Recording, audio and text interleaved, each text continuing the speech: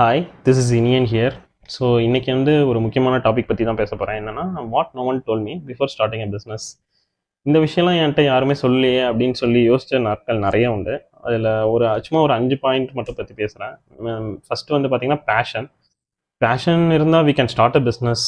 So அது மட்டும் போதுமான்னு பார்த்தீங்கன்னா no. We need the discipline and system இருக்கணும் டு ரன் இட் சக்ஸஸ்ஃபுல்லி. ரெண்டாவது பார்த்திங்கன்னா மணி.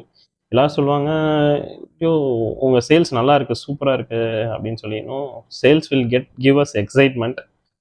Only cash flow decides our survival. மூணாவது பாயிண்ட் பண்ணால் செல்ஃப் கான்ஃபிடென்ஸ். செல்ஃப் கான்ஃபிடென்ஸை பொறுத்த வரைக்கும் it will become real one day. அதுக்கு முன்னாடி அடின்னு அடிச்சிடும்.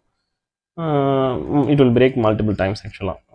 ஸோ நாலாவது வந்து பார்த்திங்கன்னா மிஸ்டேக் பொறுத்து சொல்லணும்னா, நீங்கள் வந்து ஒரு புக்கு படிக்கிறீங்க அப்படின்னா அதுலேருந்து யூ வில் லேர்ன் சம்திங். ஆனால் வந்து ஒரு பிஸ்னஸை பொறுத்த வரைக்கும் ஒரு ராங் டெசிஷன் எடுத்தீங்கன்னா it will teach as pastor than any book.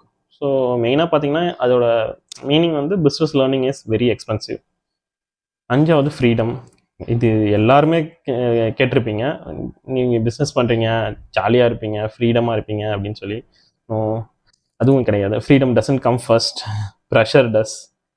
மெயினாக ஒரு 2-3 எக்ஸாம்பிள் சொல்லணும்னா, லாங் ஹவர்ஸாக இருக்கும் ஒர்க் பண்ணுறது, ஸ்லீப்லெஸ் நைட்ஸ் இருக்கும், ஒரு டெசிஷன் கேரண்டியே இல்லாமல் எடுக்கிற மாதிரி இருக்கும். ஒரு சிங்கிள் லைனில் சொல்லணும்னா, freedom is the reward, not the starting point. So that's it for today guys. Thank you, keep supporting me.